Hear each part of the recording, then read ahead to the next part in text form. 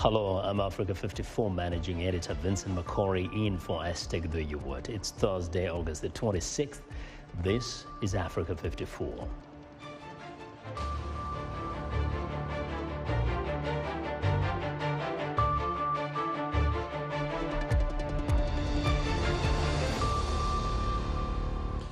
Nigerian protesters marched to the city of Jos after gunmen killed dozens of people in a nearby village. VOA's Peter Clottey discusses human rights with new Zambian President Hakainde Hichilema. And an all-female vegan ranger squad helps protect animals in Zimbabwe.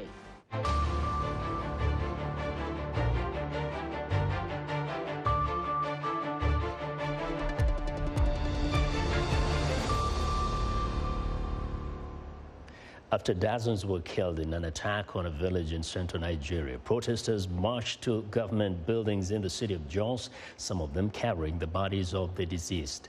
Nekachile has more. Protesters carried several dead bodies to government buildings in Nigeria's central city, Jos, on Wednesday, after gunmen killed dozens in a nearby village. Officials say attackers went house to house in Yoruba Zangam late on Tuesday, shooting at least 36 people and destroying buildings. A military spokesman said troops struggled to get to the area because a bridge had been destroyed. The village is located in Plateau State in Nigeria's Middle Belt. The area has seen regular fighting between the Hausa Fulani group, which dominates northern Nigeria, and a number of smaller ethnic groups. The whole of Nigeria has been experiencing a surge in violence. Much of the tension can be traced to poverty, which is intensifying competition for resources and jobs. Nekachile of Reuters filed that report. Now, staying right there in Nigeria, Abubakar Adam sold his car, a plot of land, and cleared out his savings, hoping to secure the release of his kidnapped children. But for the bandits in Nigeria's northern Niger state, it still wasn't enough. Angela Okomado has the story. It's nearly 3 months since Abubakar Adam last saw 7 of his 11 children. They were abducted from a school in Nigeria's northern Niger state. Desperate to secure their release, the tire repairman decided to pay a ransom. I had a car and a plot of land. I sold them all. I have sold everything that I have. What is left with me is just my life, which if they say I should sell to rescue my children, sincerely speaking, I will sell it. Adam sent his 3 million naira, or around $7,300 into the bush with payments from other families in the village of Tegina. But the bandits, as they are known locally, took the money, seized one of the men delivering it, and sent back a new demand for more cash and 6 motorbikes. More than 1,000 children have been kidnapped since December across the impoverished Northwest. According to a Reuters tally, around 300 have not yet returned. President Muhammadu Buhari promised to tackle insecurity at his inauguration in 2019. He's told states not to pay ransoms, saying it will encourage more abductions. Information Minister Lai Mohammed defended the policy. The government is winning the war. And I know that while we cannot,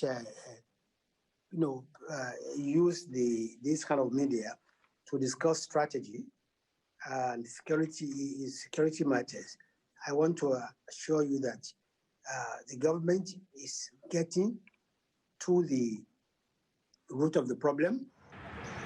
But that leaves hundreds of parents facing a difficult decision.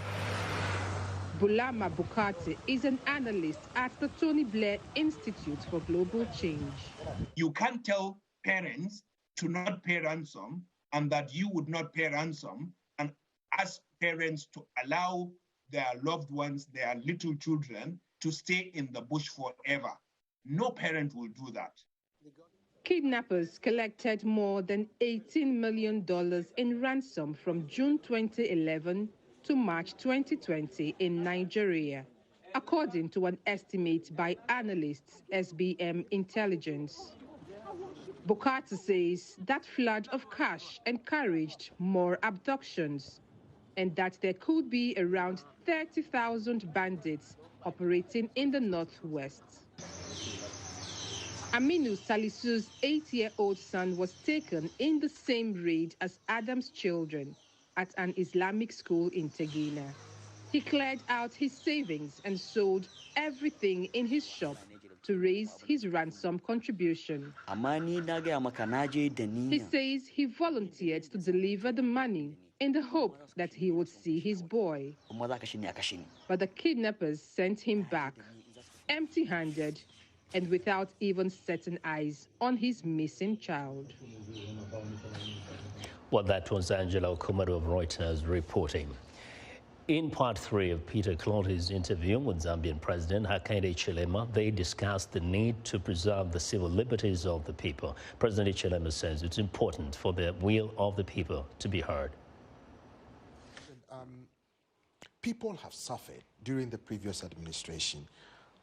You suffered as well during the campaign period. Yes. There were restrictions, clamped down civil liberties, radio stations, TV stations were shut down, among other things. I heard there is even a petition putting pressure on you to act. Some people say they even want a pound of flesh.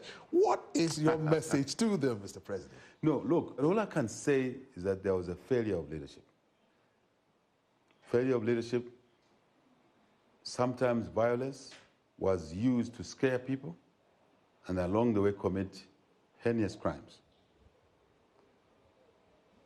There was a perception that if you use force, then you stay in power. We have proved that wrong because I could not access, as you rightly said, airspace, using my own arrangements, my own facilities. That's taken away my right, my freedom of movement. How I move by bicycle, by walking, by air, is no one's business. But that was taken away from us. So many negatives. I'm sure you remember, at one point I couldn't enter a town. My own town. And I asked the question, why should I not enter this town? Since when did I need a passport to enter this town? I don't want to continue articulating those issues. But I want to say that that's over. Citizens should be comfortable that that is over. These restrictions have already been lifted even before we're sworn in. But we'll reinforce the rule of law, which I talked about. We'll reinforce respect for people's rights. We will also make sure that we take away draconianism. There will be no abuse of the Public Order Act. The way it is, as amended by the Supreme Court, after a transgression on the interpretation of the Public Order Act, one courageous lady went to court and got a Supreme Court ruling to interpret the Public Order Act properly, which was deliberately being misconstrued that you need a permit from the police to hold a meeting.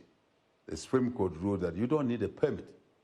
You don't need permission. You don't need anyone to authorize you or not. You just need to notify the police. Because we're victims of it, we know how it hurts. We know. We will not allow other people to go through the pain we've gone through. Mr. President, what role do you think Zambia can play under your leadership in promoting democracy within the SADC region and by extension Africa, as you mentioned? We think that we have already sent a signal that we are a child of democracy. We are a product of democracy.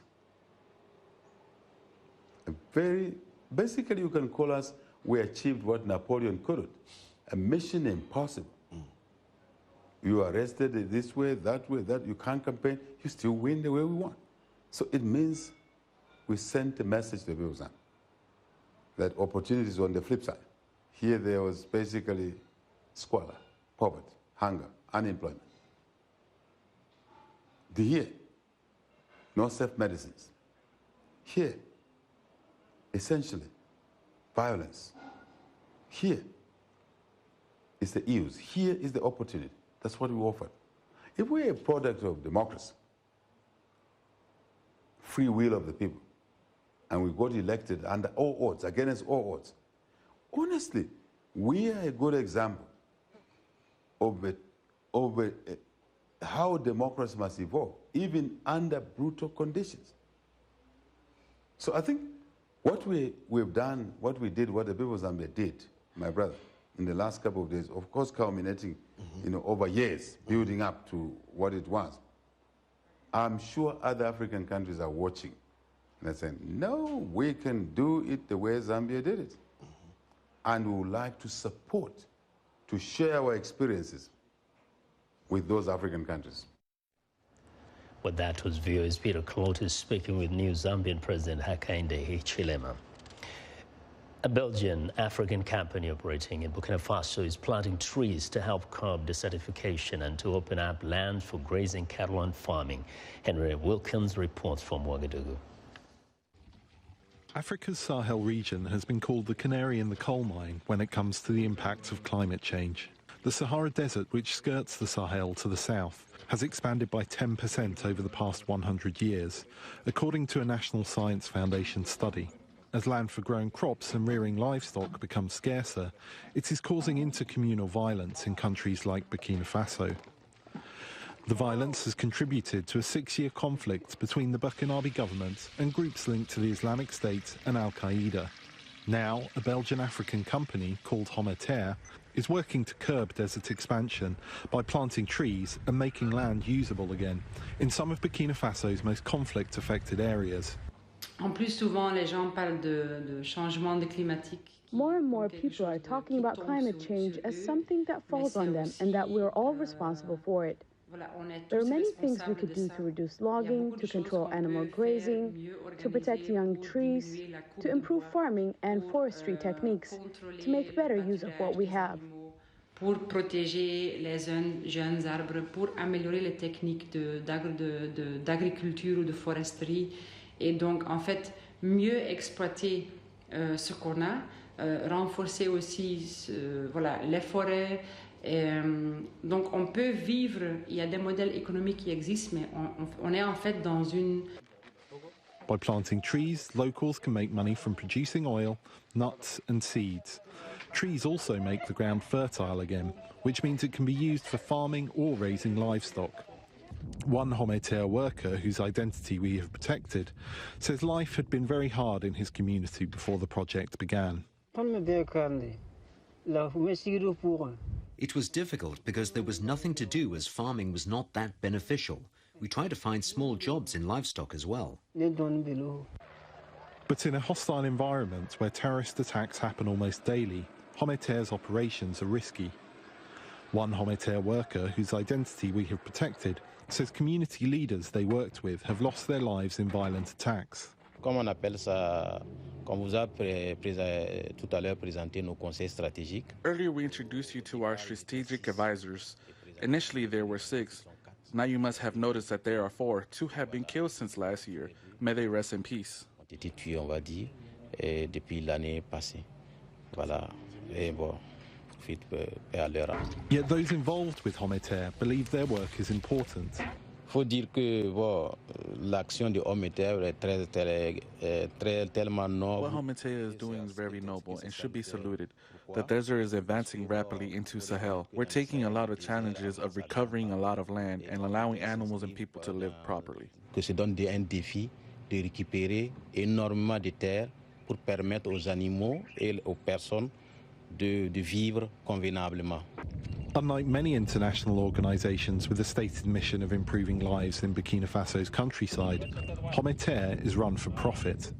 The company says its purpose in restoring degraded land is to foster profitable and sustainable agroforestry in collaboration with local communities. Henry Wilkins for VOA News, Ouagadougou, Burkina Faso. Spanish Coast Guards rescued and transported 46 migrants from the Atlantic Ocean to the port of Aguinegin on the island of Gran Canaria on Wednesday. The dinghy, which was intercepted 40 miles south of Gran Canaria, was carrying 30 men and 14 women, including a minor and a baby. 2 migrants, both men, were taken to hospital due to dehydration, and a woman and her baby were also checked by medical personnel. This year, more than 8,000 migrants have survived the dangerous crossing from the West African coast to the Canaries archipelago. That's over twice as many as in the same period in 2020, which saw an 8-fold increase from 2019. Down south, the impact of the COVID pandemic is increasing wildlife poaching around Africa's national parks as people who lost their jobs hunt the animals for food. To help protect the animals, anti-poaching organizations have been formed, including a squad of vegan women rangers. Columbus Mavunga has more from Zimbabwe. These are recruits of the International Anti-Poaching Foundation on a drill near Manapuz National Park, about 300 kilometers north of Harare. Nyaradzo Auxillia Hoto has been part of this group known as Akashinga, the Brave Ones, since it started in 2017 to fight poaching here. Hoto says she does not fear poachers or wildlife. I'm not even afraid. At first, I was a bit afraid, but now because we have been taught on animal behavior and everything, and also because of the time that I've spent in the bush, now I've got experience. Whenever I encounter even a lion, I won't be scared. The women are well armed, and if they encounter poachers, they detain them and turn them over to police for prosecution. Damien Mander, an Australian national and an Iraq war veteran, formed the Akashinga project. He says anti-poaching patrols will help preserve Africa's wildlife, which has been under steady attack from poachers for decades. It was a trial in the beginning, a small trial on one reserve in northern Zimbabwe.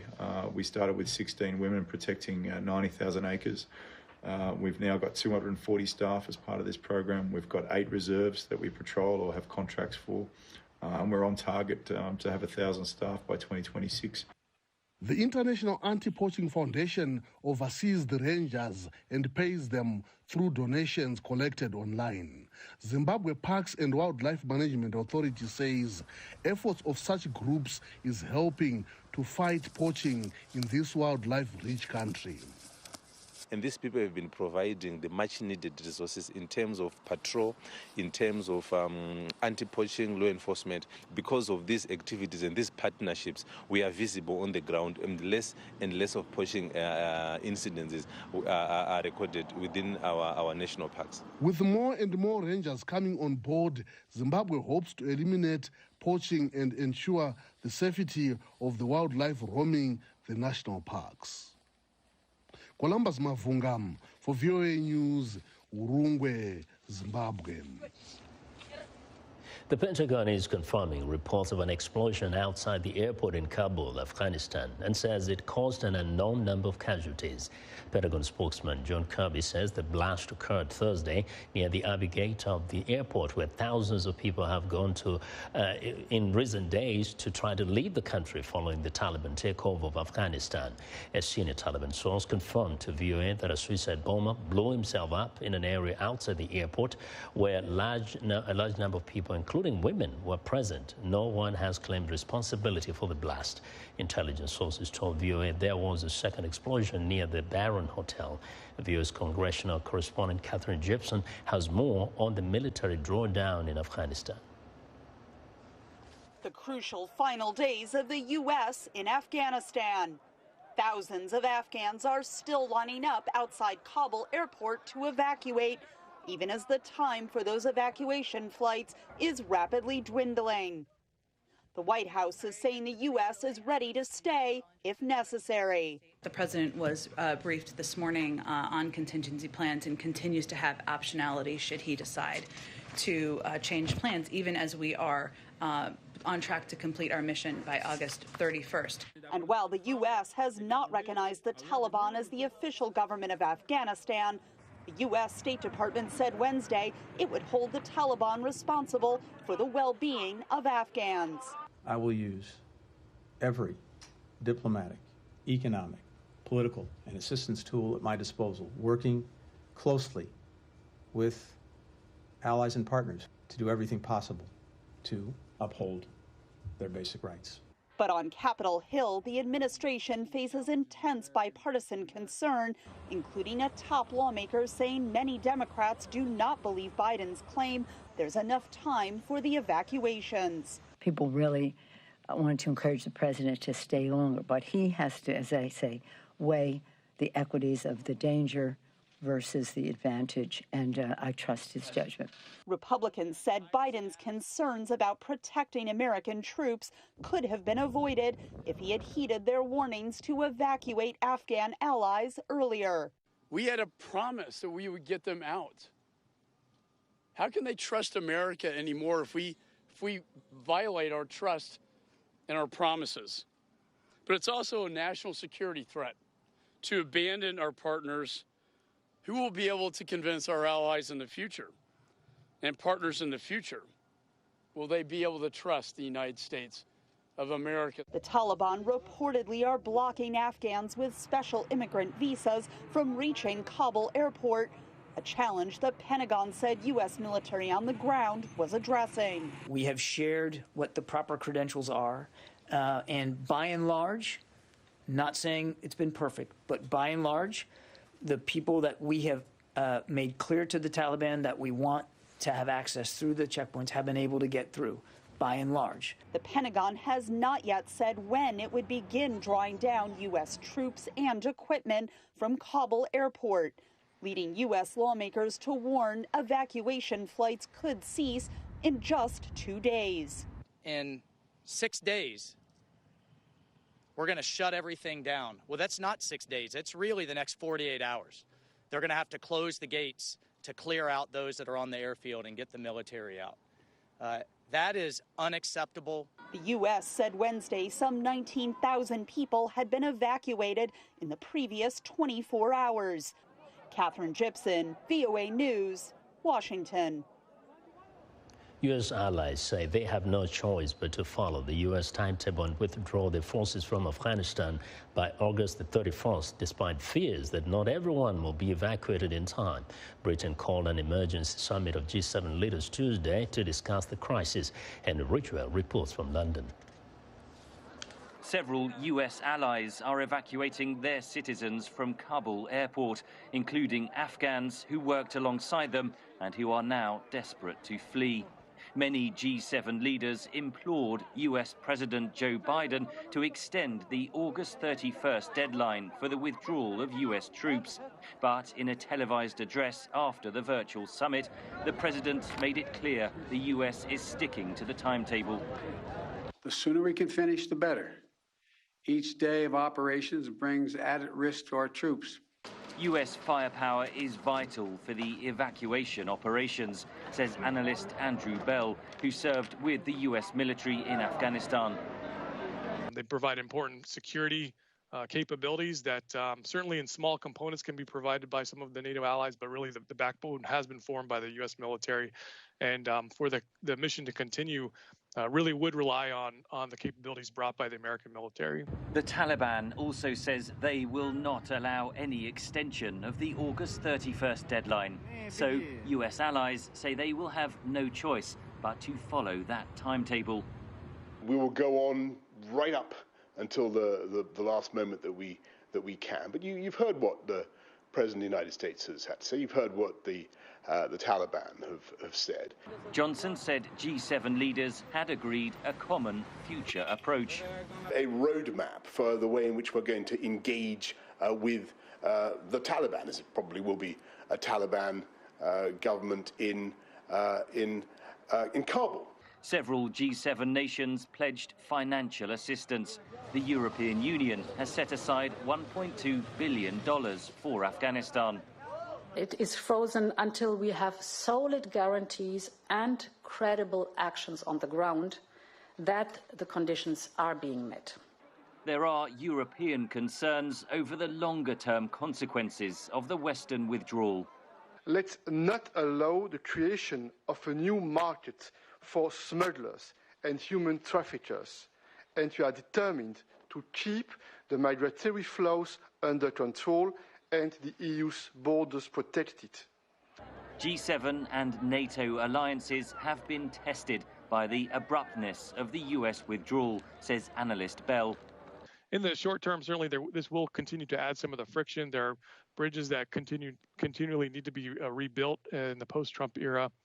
But I think in the long term, this won't do much to significantly damage our relationship with our allies. For now, the focus of the US and its allies remains on the difficult and dangerous evacuations amid the chaos at Kabul airport. Henry Ridgewell for VOA News, London. A Burundian man suffered a life-changing injury as a child in an attack on his village. But now he is chasing a Taekwondo gold medal as a member of the refugee Paralympic team in Tokyo. David Doyle has more. For Parfait Hakizimana, Taekwondo is a way to overcome his pain. Forged in conflict, brutal violence and loss. But through the sport, the Burundian refugee has also found a strength that's taken him to the global stage. He's one of 6 athletes in the refugee Paralympic team, competing in Tokyo. I like Taekwondo as it helps me to forget difficult moments that I had encountered in the past years. At the age of 6, Hakizimana suffered a life-changing injury. During an attack on his village, he was shot in the arm and spent close to 2 years in hospital recovering. It was the day my mother was also killed. That date is unforgettable for me. In 2015, he fled post-election violence in Burundi to neighbouring Rwanda. He now lives in the Mahama refugee camp with his daughter and his wife, Irene.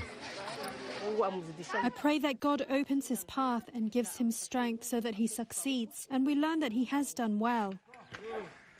As well as training for the international stage, Hakizimana founded a Taekwondo club in the Mahama camp, teaching 150 people, with students as young as 6. He says he does this to pass on the spirit of hope and perseverance he found through sport. Well, that was Damien Doyle, and that's our show for today. Be sure to watch Africa 54 on our website at voaafrica.com. From all of us here in Washington, thanks for watching.